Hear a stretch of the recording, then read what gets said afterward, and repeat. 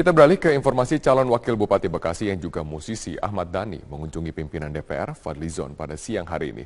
Pertemuan ini untuk membahas kasus penghinaan yang menjadikannya sebagai terlapor. Sementara itu Polda Metro Jaya melakukan pemanggilan kedua terhadap para saksi.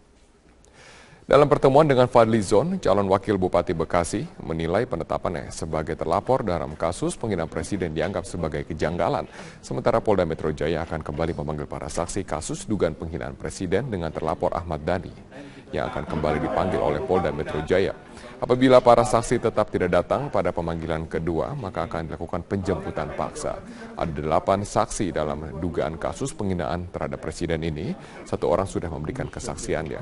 Hingga kini masih ada 7 orang saksi yang belum memenuhi pemanggilan dari penyidik Polda Metro Jaya. Ya, nanti kan ada aturannya juga ya. Nanti setelah 2 kali dipanggil penyidik, kalau tidak datang ya nanti kita cabut paksa. Ya. Pak, sejauh ini pemanggilan untuk saksi-saksi dari kasus penghinaan terhadap presiden ada berapa saksi sih sebenarnya yang dipanggil oleh? Sementara masih 8. Kemarin 1 sudah hadir, tinggal 7.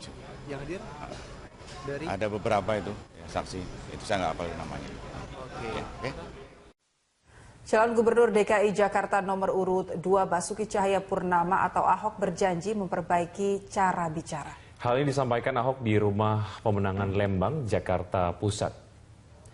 Dalam sambutannya, Ahok menyampaikan sejumlah program kerja diantaranya dalam bidang pendidikan, kesehatan, dan transportasi. Ahok juga menambahkan dirinya berjanji akan belajar lebih mengenai sopan santun. Hal ini disampaikan Ahok menanggapi banyaknya warga yang menganggap Ahok tidak santun dalam bertutur. Ahok mengakui kebiasaan berbicaranya yang tegas dan terkesan keras selama ini hanya karena disebabkan perbedaan budaya saja. Kita harus sopan. Ketemu saudara perempuan yang masih bayangin seperti saudara perempuan kita. Lihat anak lebih muda ya kayak anak. Saya kira kalau buat maling ya nggak ada santun-santun. Dia juga nggak santun kok. Tapi nggak apa-apa. Saya sudah berjanji memperbaiki cara ngomong. Budaya itu beda. Calon Wakil Gubernur DKI Jakarta nomor urut 2 Jarod Saiful Hidayat mengapresiasi dukungan Forum Pemuda NTT DKI Jakarta. Apresiasi itu disampaikan Jarod dalam sambutannya di Rumah Pemenangan Lembang, Jakarta Pusat. Usai Ketua Forum Pemuda NTT membacakan deklarasi dukungannya, Jarod memberikan sedikit sambutan. Jarod mengungkapkan dukungan Forum Pemuda NTT DKI Jakarta merupakan dukungan yang tulus dan bukan karena dibayar. Jarod juga menghimbau ke seluruh pendukung agar memilih pemimpin bukan berdasar atas suku, agama atau golongan tertentu, melainkan berdasar kinerja dalam membangun Jakarta.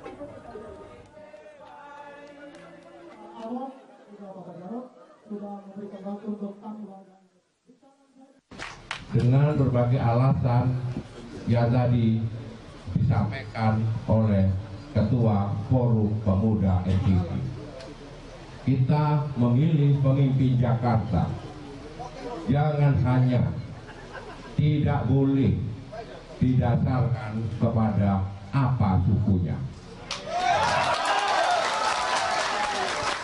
tidak boleh didasarkan pada apa agamanya,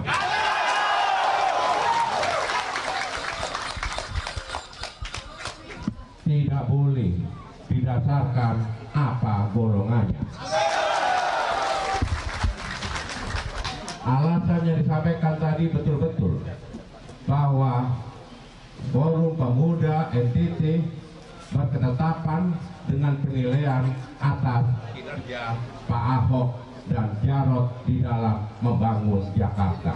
Sampaikan dengan segenap argumen-argumen hukum ini, dan alhamdulillah melalui beberapa kali dialog dengan teman-teman saudara-saudara yang bergabung dalam GMPF, akhirnya dicapai kesepakatan, yaitu ada beberapa alternatif diantaranya di Istiqlal dan di lapangan khususnya Monas. Nah, di Istiqlal memang problemnya pengalaman tanggal 4 bulan 11 itu ada beberapa penyempitan bottleneck ke gerbang, turun tangga dan lain, yang justru dapat membuat berbahaya karena bisa ada yang terinjak, sehingga akhirnya dilaksanakan di Monas. Kemudian kegiatannya dilaksanakan dari jam 8 sampai dengan jam 1. Nanti saya kira nanti akan lebih dijelaskan oleh GNPF dalam bentuk kegiatan suci, yaitu kegiatan keagamaan, zikir, tauziah, doa, dan diakhiri dengan sholat Jumat bersama. Kami sangat berterima kasih sekali dan mengapresiasi. Ini tidak melanggar hukum karena tidak mengganggu ketertiban publik. Penyampaian pendapat juga dapat dilaksanakan. Kemudian saya yakin dengan kehadiran saudara-saudara kita melaksanakan kegiatan keamanan situs tersebut pasti akan didengar banyak pihak dan dilihat banyak pihak tentang apa yang ingin disampaikan. Kemudian kami dari kepolisian bersama-sama, saya sudah koordinasi dengan Bapak Panglima TNI tadi pagi, kemudian juga dengan Pemda, kepolisian juga sudah melaksanakan rapat internal dari tadi malam, tadi pagi, tentang teknisnya. Ini harus diatur karena tempat ini harus keselamatan warga yang akan datang itu menjadi utama, sehingga ini memang harus kita atur di mana parkirnya. Kemudian kami akan membantu untuk mengakomodir panggungnya untuk zikir, kemudian kiblatnya bersama-sama dengan majelis ulama, dan kemudian juga mengatur tempat wudhu, toilet, arus masuk dan keluar. Demikian juga speaker nanti kita akan siapkan.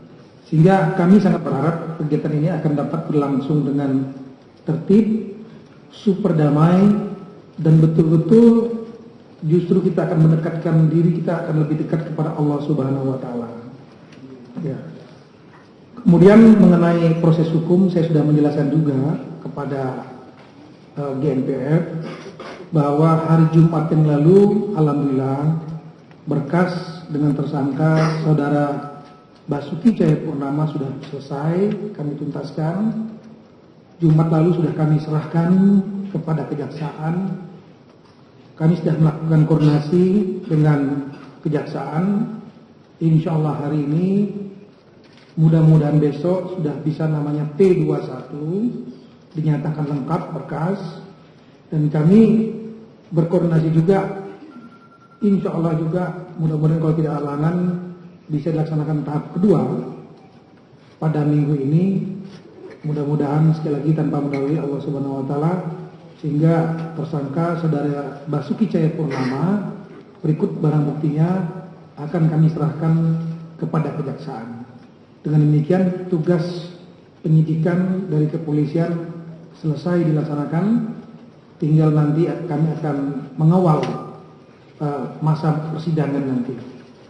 Kita tentunya berharap agar persidangan dapat dilaksanakan secepat-cepatnya, sehingga kita bisa melihat langsung nanti saya kira jalannya persidangan baik langsung maupun melalui media, dan di situ saya kira semua keputusan akan diserahkan kepada mekanisme hukum yang ada.